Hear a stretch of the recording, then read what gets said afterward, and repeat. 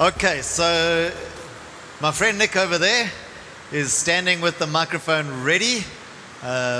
Apparently there are some questions that are going to be handled, so I feel like I'm at a... Are you ready, Zandi?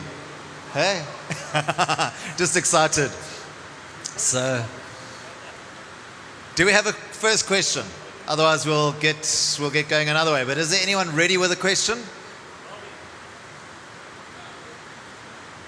Everyone's busy swallowing their chocolate.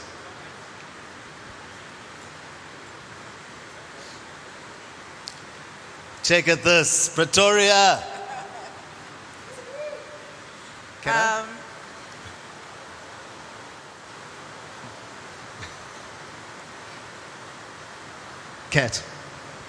Yeah.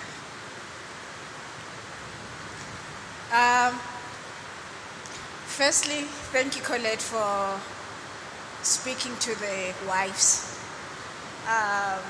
which sometimes I feel we are in the background, unseen, invisible, yet there is so much that is expected from us. I like what you said about us at least having a group of people, because these seasons will come in our lives where we'll be lonely, where we will think that God is not there or He doesn't see us. But my thing is, for us as we're starting, I know I have you, but how else do I reach out to others and when I feel overwhelmed and maybe when we are not available?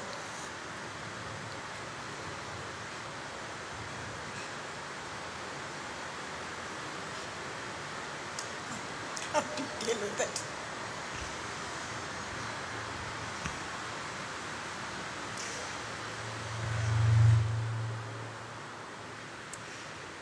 Yeah, so I think it is difficult depending on who you are, because like I know when I'm in a vulnerable place, my first instinct is to withdraw. And yeah, if I have to confess, there are times I've been crying by myself in the toilets while everyone else is seem to be happy. So what I've done is just those God connections I was talking about, the people that God puts in your path, that you just, sometimes it's just one sentence and you know this is a God moment. And so for me, it's been reaching out to those people personally. It's how I operate best, is one-on-ones. And so then I will reach out to that person, set up coffees. I'll be brave, because I know actually if I go down, he goes down, the church goes down. And so it's something I work on very hard, is keeping my heart right. And in those overwhelming times where all I want to do is withdraw, and I know it's an unhealthy withdrawal, not a God withdrawal, then I know that is good time. So yeah, there's also long-standing relationships, so don't dismiss those. Just someone that you can just phone up, you can just call and just say, listen, I'm done, enough. And just to have people praying with you, for you. I confess there is a friend of two that I've almost punched because I said, you can't give up, you've got to keep going. And so it's those, I find those God connections are actually, for me, the best. How do you prioritize that? How I prioritize that is, Craig said it earlier, is I come to every meeting that I can possibly, whether I feel like it or not. I realize that partnership is about giving and getting. So when I come to a connect time, I come to give, find the lonely as well as to receive. And I just found out of the fruit of that, these connections have happened. Does that answer? The truth is they start slowly. And so you start working, keep your eyes open for those God moments.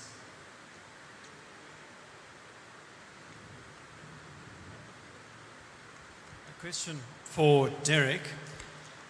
How can one minister to people struggling with addiction if one has no history or experience with drugs oneself? So I don't work with people with addictions at all. I have no patience for them. I have no grace for them because I set free in a moment. So for me, I look at them and go, we've prayed, you've gotten saved, you've done deliverance. What seems to be the problem? So it doesn't work well for me. So I have people, because everything's about team. So you'll find people on the team. So for me, it's having the guys on team and guys that have joined the church that have had victory over addictions. But you'll have grace. We can counsel people, Haiti and I, that are going through a certain situation in their marriage, having never gone through it, because the Holy Spirit's going to give you wisdom. It's the same thing with any other challenge that you're going to face. But you'll be amazed who God will bring alongside you in those ministries to run. So we have a whole drug program. We have a drug rehab that we partner with. And I have as little to do that as humanly possible.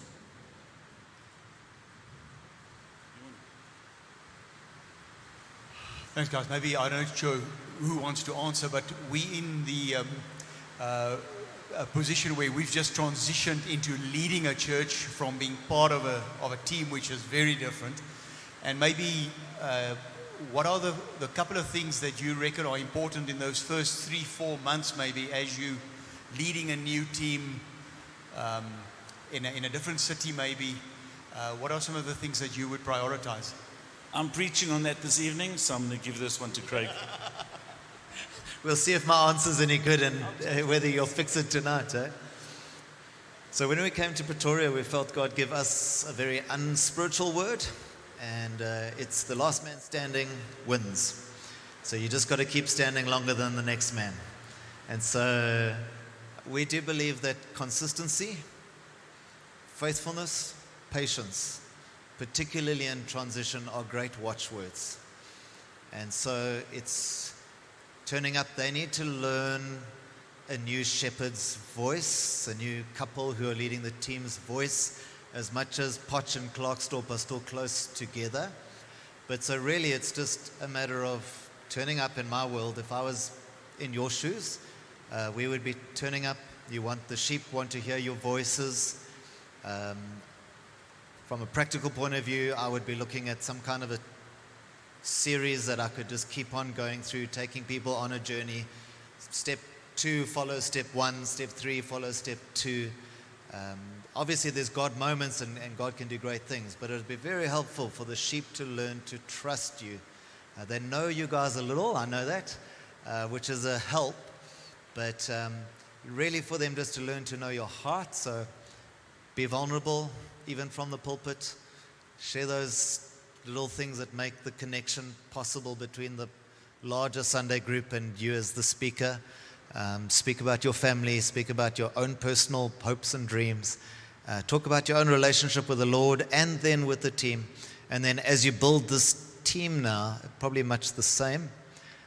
Man, you need to drink coffee. You need to probably walk together, dream together, ask each other about the city. But I think for me, this is a real time of just patiently, steadfastly letting the church get comfortable with you in this new role. They know you guys well, but in this new role, it's almost like they meet you again. Yeah, so we transitioned as well when we moved to Secunda. One of the biggest things that was advice that came out of the eldership team here at Cornerstone was don't change anything the first year. Just, you are the biggest change already. Grow in that role, and then you can change things and start developing. But that's the easiest way to honor the mother and father that were there. And we know that specifically in that case, in many other cases, they've built so well that you don't want to bring change because immediately saying, well, what they did was inadequate. I will show you the way, which we know that's not your heart, but that's how it can be portrayed. So be gentle in whatever you're going to change. And I know God will give you strategy as well.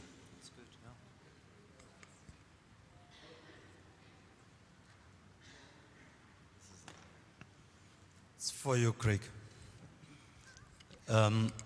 You hopped on this thing about being careful about who you drink coffee with.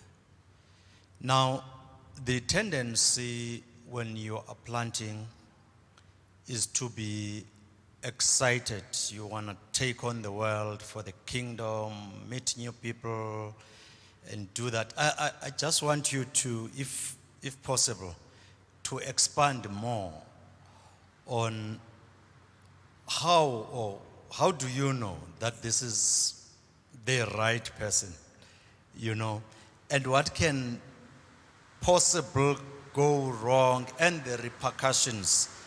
I heard you, but I don't know if you can get a little bit deeper, if you should. Thanks, Wawa. So particularly as you guys are in these new seasons, that's what you're talking about. Colette said it, you really do have to look for divine connections. Some people you just spark standing in the coffee queue.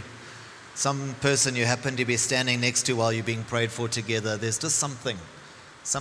When Mary visited Elizabeth in the New Testament, the baby John leapt in her womb. You've got to be asking for those moments. When we had little kids, often we would be ministering in a church, and obviously I would be preaching and Colette would be juggling babies, and often she'd need just somebody to hold one of our kids. And so she would look around the room and she'd look for the person with a smile. And sometimes you just got to trust the Lord to show you the one that is the one for you. When it comes to men, often we need to do stuff together. So then I think of trips. And I know, Tom, you guys might be working a job and planting a church, but to try and find yourself in occasions where you've got time. For me, sitting in a car for hours and hours with someone makes it so easy, because you're not, can I have an appointment? Then I've got to come with my 3 fancy questions that I've polished well so I don't look silly. And the guy thinks that I've wasted the time. Whereas in a trip, you can work together, you can see each other under pressure. And when I say a trip, it could just be an outreach trip in the same city, something like that.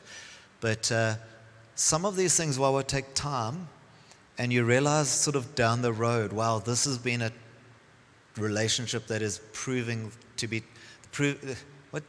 test of time. It's one that stayed.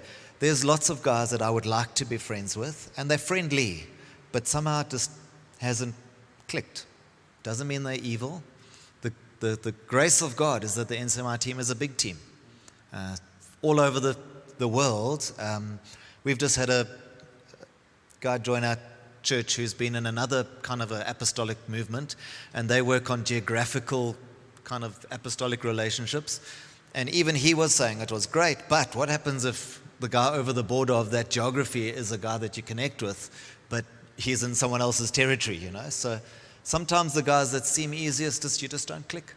And that's actually okay. Doesn't mean that the devil, that guy's bad, or the team or anything. You just keep looking for the ones that you click with, even to pray. I remember Dudley said in the early days, he said, my son's found me. And he said, many people say I'm Dudley's son, but he doesn't even know them, And he said, no, my son's found me. There was a connection. Somehow God brought people together, and it went deep. And so I would take the time. If ever there's an opportunity given, if some guy says, hey, give me a call, let's do lunch, those stories. How many people have said, let's do lunch, or we must do coffee sometime in church? If someone says that to you, just take them up on it. So maybe in this room even. So, hey, let's swap numbers, maybe we'll chat. Try it once. If it's just a mission, then God bless you. Maybe later down the road will become deeper, maybe not. If it's okay, maybe you try it twice. If it doesn't go anywhere, then try someone else, or others. And then, for me, the big deal is, does this person have a heart for me? Do they have a heart for me? Do they have time for me? Because we can all only have so much time for people, right? All only can drink 6 cups of coffee an hour. So sometimes it's just practicalities that get in the way. Sometimes in a season that God makes room for you, and another person, and another season they don't. Some relationships last beyond borders. So it doesn't have to be a geographical thing. Someone can move overseas and you can still be tight. Sometimes times just change. But I really would want to know that if I'm giving my heart, I would want to have it given to someone that is going to treasure my heart and my world.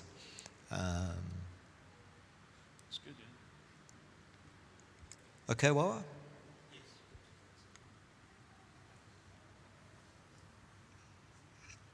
An open question to anyone to answer. How do you prevail with sound biblical doctrine in a hostile, secular culture that finds the gospel offensive, especially if you run the risk of coming up against the civil authorities, as is increasing in many countries today? Marcus, that was your session. Do you want to take it? Yeah. So fortunately, up until this weekend, Grace Cov was in a privileged position. We had 2 lawyers on our eldership team. I don't know what we're going to do after this. The truth is, from Bible days, the truth has always been offensive in every culture. I think the church in South Africa enjoyed kind of favored status for a very long time. I remember the days when the bottle stores closed on Sunday. I think even the cafes that are closed on Sundays, and we had this kind of cultural Christianity, which I think we still have to fight with, which is as much of a culture which is contrary to the gospel. We at Grace Cov, you are in this journey at the moment, but you need to check your constitution, protect yourself where you can, be wise in meetings, but we can't shy away. Every single stage of church history and Bible has had that confrontation. Some guys, we all have our personalities and our personal giftings, but some guys want to take on the world and be noisy, and I think Jesus has to be our example. At times he did. He stood strong, but those are kind of, I'm just thinking through now, maybe you guys can correct me, but a lot of the time it was more gentle like a dove than it was like a snake, And we all say, let's make our whips and turn over the tables. But how many times does it happen? It happened at key times, We can't back down. If we have to go to jail for not marrying people, well, come visit me. Make that cake with a file inside. But let's just be wise, because, you only have so many bullets to shoot in these kinds of contexts. So make sure it's a hill you're ready to die on if it's like that. But obviously, a lot will come through the pulpit, through our preaching, through our new members process, through our church vision and values, which are clear. This is being recorded, eh? We had a very interesting story during COVID. We had a guy come one night. He physically had health issues and stuff. And then he proceeded to tell us about his husband and just all sorts of stuff. He was oversharing with all sorts of people. And so it became quite an interesting thing. Then he asked, would we do a renewal of their vows, and do we hire out our hall? And so, these are just realities of life that we have to deal with. And so we've just said we don't marry non-members. And to be a member, you obviously have to fit a certain thing. If that was challenged by law, we would be in trouble. But that was the framework. Eventually, this guy, because, he thought he was a Christian, And eventually he said to us, no, he wants to be baptized. Well, we baptize him. And so he said, well, if you want to be baptized, you've got to do what the Bible says, and then let's have this conversation. That was kind of the end of the journey together. But I think you've got to tiptoe, but be ready to stand where you have to. But often a little bit of kind of gentleness more important than a brash voice. So I think what you summed up so well there is the truth will be spoken, but you're having the conversations. You're not just making the statements. We will not do that. Get your constitution right, where you do certain things for members only. And we have a couple of homosexual couples in our church. We never married them. We love the hell out of them. We've had 2 of them break up, and the one woman went back to her husband, and the other woman, she just left her chick and got a little child they adopted, love the church. They travel through from Pretoria sometimes to come to church. We love them. And I'll say to them, you know what we stand for? They go, yes, we know what you stand for, but you love us so much. And it's that allows them. And you're going to have people come in wanting to pick a fight, but don't go pick a fight. We're not going to win the fights, but we can win the love war. And we can love them. And through the pulpit, we'll speak about it. And I said to the guys recently, I said, what we're facing now, God addresses all the answers in the beginning. Atheism, in the beginning, God was. It's Genesis 1. He made man and woman. There's the next problem. He created. There we deal with evolution. He deals with the three problems that they're dealing with in schools now: atheism, evolution, and sexuality. He deals with it right in the beginning because he knows we're going to have to fight those battles. And so when I chat to youngsters, because a youngster often comes to me when they're matric and says, if I write down my convictions of biology, I'm going to fail matric. I go, it's very simple. When they ask you, is the origin of species and man and that? According to what you have taught me, this is what you have taught me. This is what I have learned from you. And then you give them the facts as what they've learned. They don't have to say what I believe. It's what you have taught me. So it's a bit of skill within dealing with it. Where's Ronnie? Ronnie, do you want to give us your question?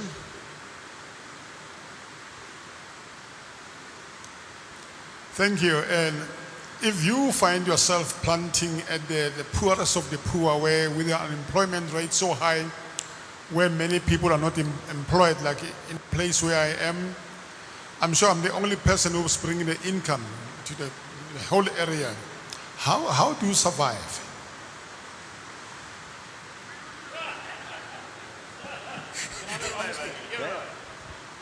People need to get around you and help you. That's the reality. And this can upset a lot of people, and that excites me as well. Because we must just take note. Remember, the tables were overturned in the church, not outside there. So we have pastors within our community that they can't afford to pay attention. They've got churches who help fund them. But they come from those churches. The sending churches look after them. So we need to be, we put resources into those churches as well. But you can never ever be, and even if your church is super wealthy, the pastor must never be a burden to the church. We're called to be a blessing.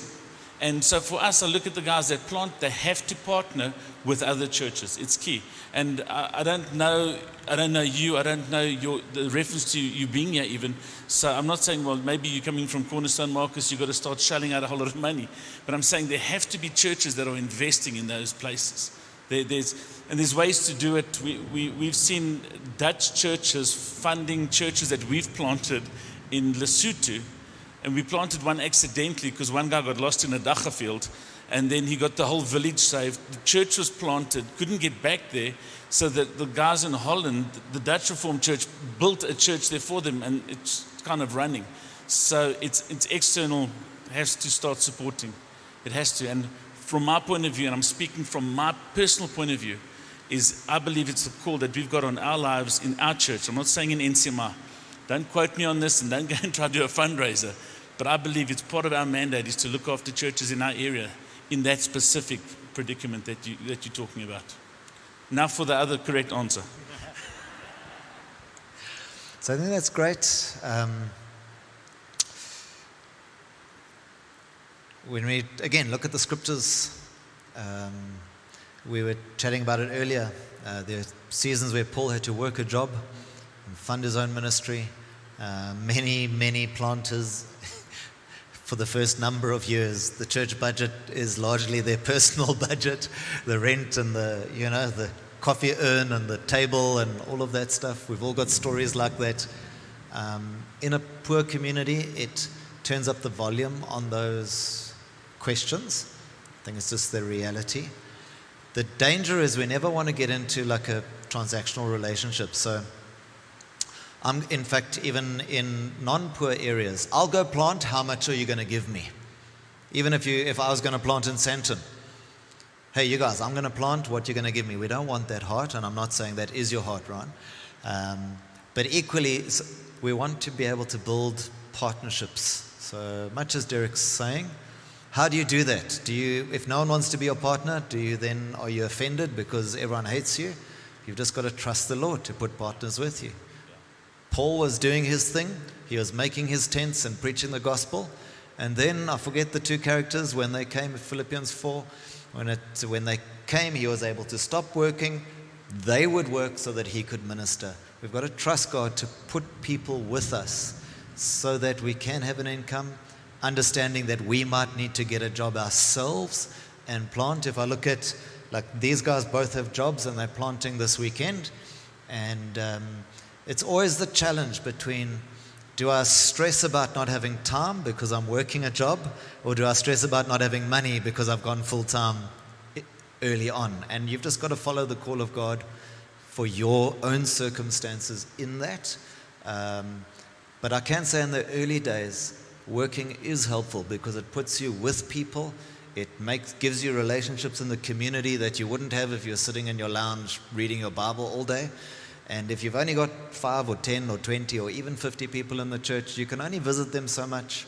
And so particularly in the early days, I don't think it's they're mutually opposing. You can do that. Yeah. You've got to follow the call of God on your life. So I agree with Derek. Yes, let's partner together. We do a lot of work in Lesotho, and it is a poorer country. But at the same time, you still want to keep people free. We want to keep those churches free, not attached to us because we're giving money. And so how do we help without making it transactional, without propping up and kind of not letting God do what he wants to do? But partnership is the key. You want to add? No. Cool. All right. I know there's some guys in our ranks. The one guy went to sleep one night. He's a product designer. Went to sleep one night, woke up with the design for many things in your house. I won't tell you the details. And so sometimes God's just got to give us a sovereign strategy on how we can sustain ourselves. You like to preach about Elijah and the ravens. Sometimes it's strange ways that God can prepare us. Yeah. Next question.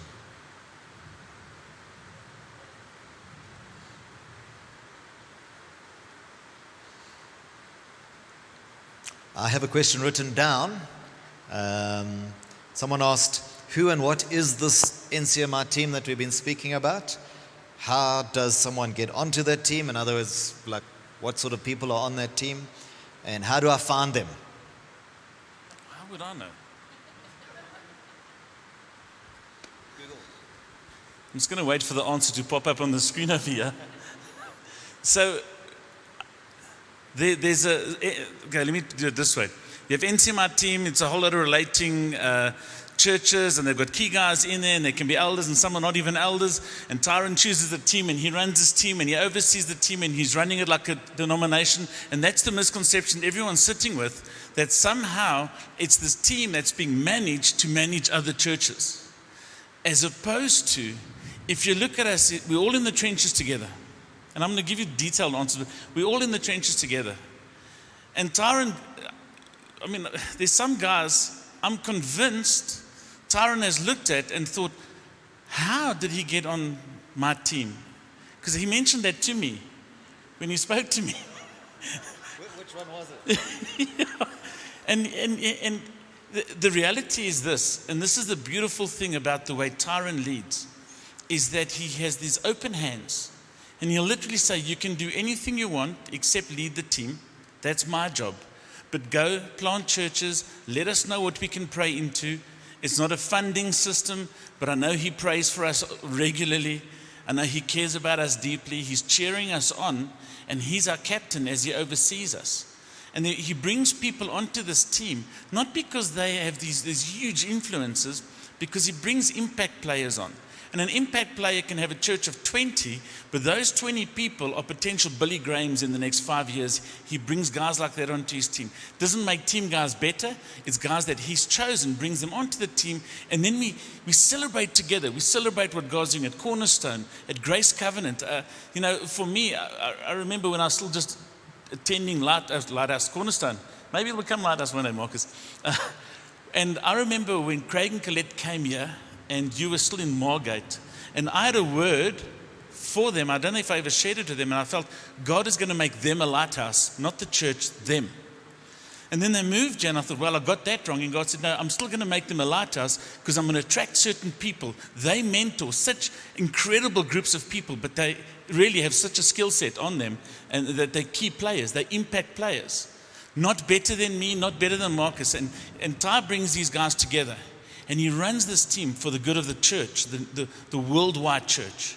And the partnerships that we then grow, we determine what those partnerships look like. We have such freedom. And it's invited authority, but it's authority. And good authority creates beautiful boundaries, and where there are boundaries, there's more freedom. And don't ever aspire to, this is personal now, don't ever aspire to be on the team.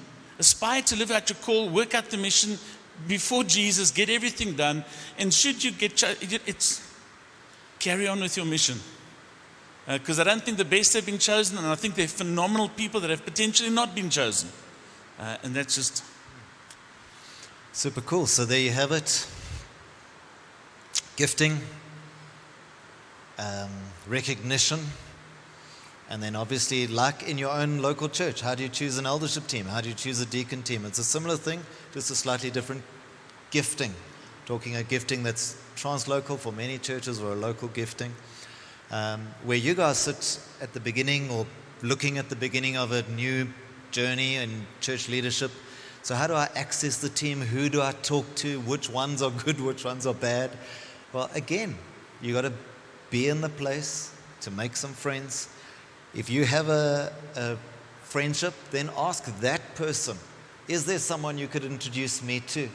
And so when we took over our first church, like I said to you, we didn't have great relationships, a Rolodex of numbers, a little black book.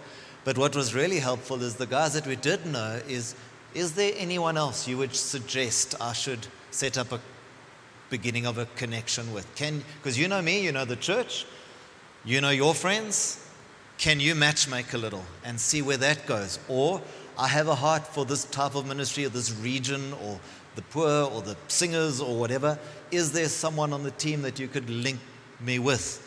And that way we're not a network, but you can leverage your relationships to do those introductions that help you connect where you might not have met someone like that. And then there is no alternative for turning up. If you come to the meetings, you get to talk to guys, a relationship starts. Yeah? This isn't online dating. Yeah? It's not on. You got to be in the room to catch someone's eye.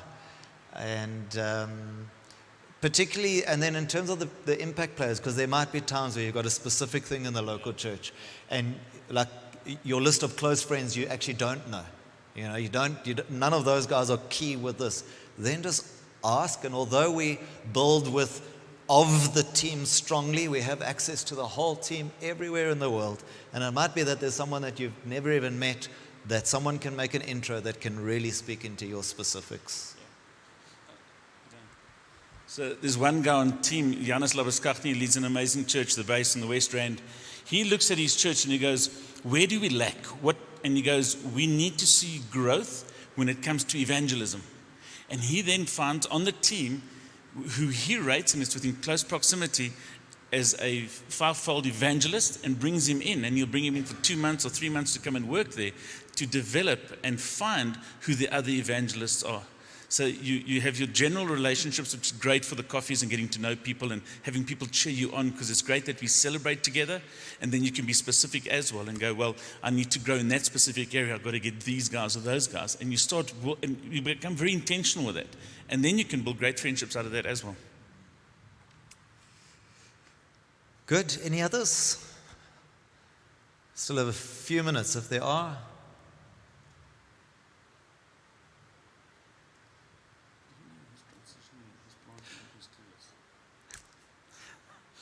So Derek asks it like this. He says, who's transitioning?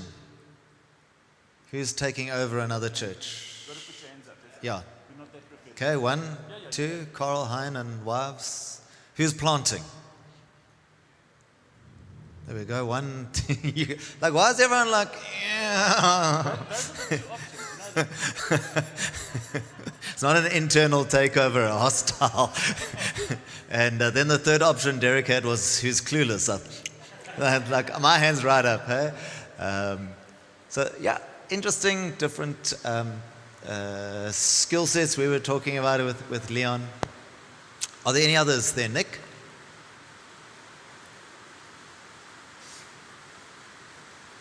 Cool. I would like to say one thing, if I may, just out of our worship time.